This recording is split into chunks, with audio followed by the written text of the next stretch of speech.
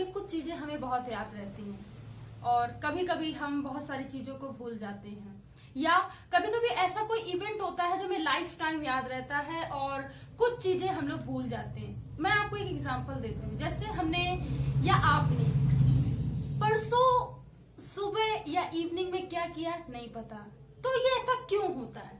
तो आज मैं इन्हीं सब चीजों का एक बायोलॉजिकल, एक साइंटिफिक रीजन के साथ आपसे डिस्कस करने जा रही हूँ।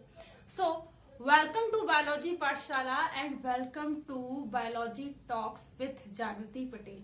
सो मैं आप सभी का स्वागत करती हूँ इस विषय में। हमारा आज का विषय है मेमोरी या स्मरण, या हम ये कहें चेतन। तो मैं आपको ये बताना चाहती हूँ कि ऐसी चीजें क्यों होती हैं।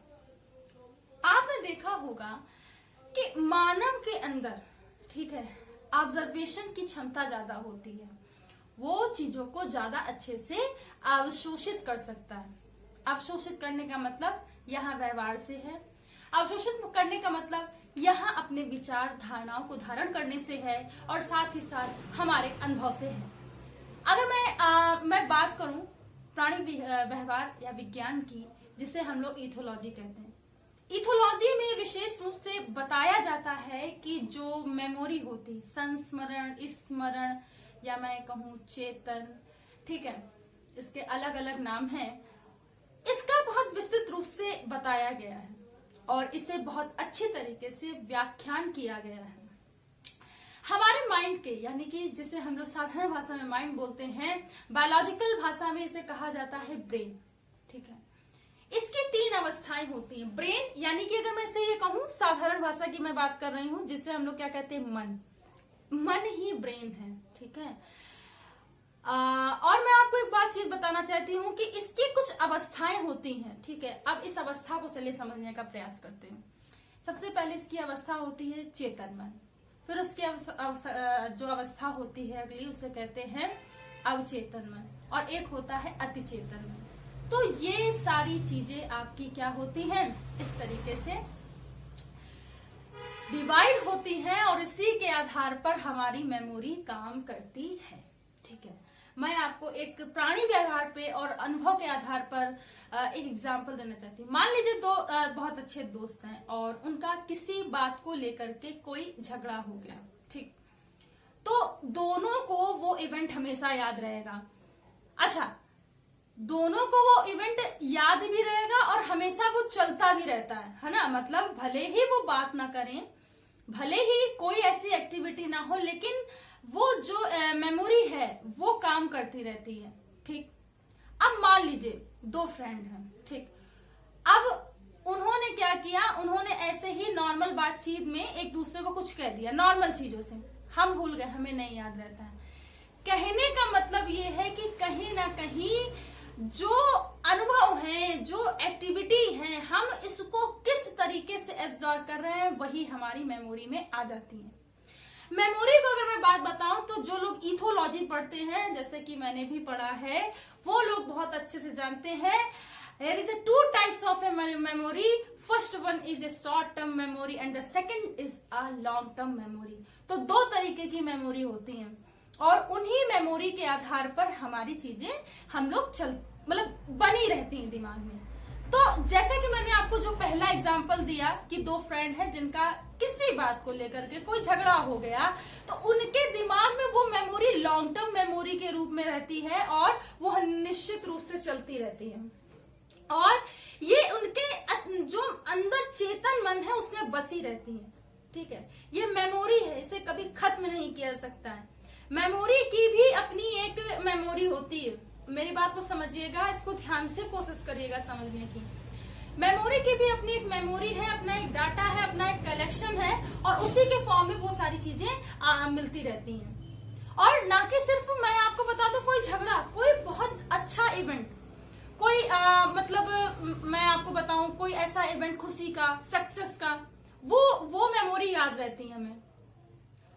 तो कहने का मतलब ये है, लॉन्ग टर्म मेमोरी में वो चीजें आती हैं जो हम वास्तव में बहुत ज्यादा एब्जॉर्ब कर लेते हैं, जो हमारे अति चेतन मन में, ठीक है, या जो न्यूक्लियस में पूरा कहते नहीं कि पूरा एक कलेक्शन बन जाए मेमोरियों का, तो वो चीजें हमेशा हमें हमारे संकलन में रहती हैं और हमें याद रहती हैं, और वो चलती रहती, जो लॉन्ग टर्म मेमोरी होती है वो चलती रहती है। मतलब कि इसने मेरे साथ ऐसा किया या मैंने इसको ऐसा कर दिया, एनालाइजिंग चलता रहता है। मन का काम ही होता है, ब्रेन का काम ही होता है, इतना बड़ा CNS PNS, ये जो सिस्टम बनाए गए हैं सिर्फ ये हमारी संवेदनाओं के प्रसारण के साथ साथ हमारी जो क्रियाविधि है, गतिविधि है, हमारे विचार, हमारे वेग, संवेग, तर्क, जितनी सारी चीजें, इनको क्या करता है, नियंत्रण करता है और शरीर को संचालित करता है, और इसी के तरीके ये काम करता है। ये सारी चीजें लॉन्ग टर्म मेमोरी में आती हैं। ठीक, लॉन्ग टर्म मेमोरी के जब साइंटिस्ट ने मतलब एक ट्रेल बिहेवियर होता है उसके थ्रू समझाने की पूरी कोशिश की, और उन्होंने पाया कि जो मतलब कोई भी एनिमल है, मैं आपको थोड़ा सा बताना चाहती हूँ, और उनको एक मतलब एक रास्ते से गुजारा गया, एक मतलब बहुत भूल भुलैया के रास्ते से गुजारा गया। मान लीजिए मैं माउस का लेती हूँ एग्जाम्पल, बेसिकली माउस ही था। अब उसको जब रास्ते से गुजारा गया तो उसमें क्या हुआ कि उनको कोई अंदाजा नहीं था कहाँ से कैसे कैसे करना है, लेकिन ड्यू टू एक्सपीरियंस, ठीक है, उन्होंने एब्जॉर्ब किया, तो उनको रोज उसी रास्ते से मतलब गुजारा जाता था। ठीक है, तो अब उनकी मेमोरी में वो चीज आ गई है, अब वो क्या होगी, चलती जाएगी। जितनी सारी चीजें चाहे वो थोड़ी नेगेटिव इम्पैक्ट में हो, जो हमारे मतलब अंदर मन में एब्जॉर्ब हो रही, चाहे वो कुछ भी हो, वो लॉन्ग टर्म मेमोरी में आ रही है। आप मेरी बात को समझते हैं? वो सारी चीजें वो लॉन्ग टर्म मेमोरी में क्या कर रही हैं, आ रही हैं। तो ये है लॉन्ग टर्म मेमोरी।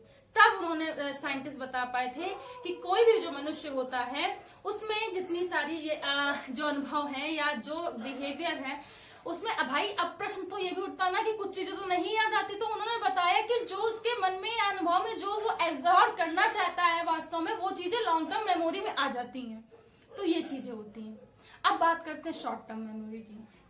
आपने देखा होगा कि बहुत से लोगों को मोबाइल नंबर बहुत जल्दी से याद हो जाता है। ठीक है, मतलब अपना नंबर तो सबको याद हो जाता है, बहुत से लोग ऐसे भी होते हैं जिनको मोबाइल नंबर बहुत जल्दी याद हो गया, या क्विकली कहने का मतलब अकाउंट नंबर बहुत जल्दी याद हो गया, या मैं जैसे मान लीजिए अपनी बात नहीं कर रही, कोई ऐसा इंसान है, अब उसको कोई कुछ कहा, उसको तुरंत उसने कैच कर लिया, हाँ हाँ ये चीजें ऐसे होती हैं। ये शॉर्ट टर्म मेमोरी में आता है।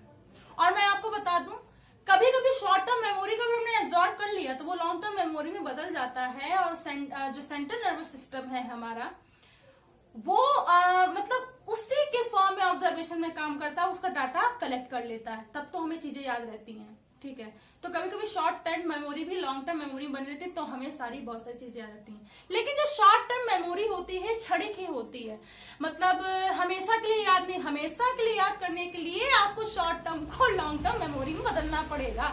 ये ऑटोमेटिक होता है, आपको बदलने की जरूरत नहीं है, मतलब वो ऑटोमेटिक चीजें होती हैं। ठीक, 2-3 बार उस चीज की प्रैक्टिस की, वो लॉन्ग टर्म मेमोरी में आ गई। तो शॉर्ट टर्म जो मेमोरी होती है, तो शॉर्ट टर्म मेमोरी के लिए भी एक्सपेरिमेंट किया गया था। ठीक है, कुछ चूहों को इलेक्ट्रिक शॉक दिया गया, और इलेक्ट्रिक शॉक के बेसिस पर उनके सेंट्रल नर्वस सिस्टम्स की एक्टिविटी को देखा गया कि उन्हें वास्तव में ये सारी चीजें याद रहती हैं कि नहीं रहती हैं।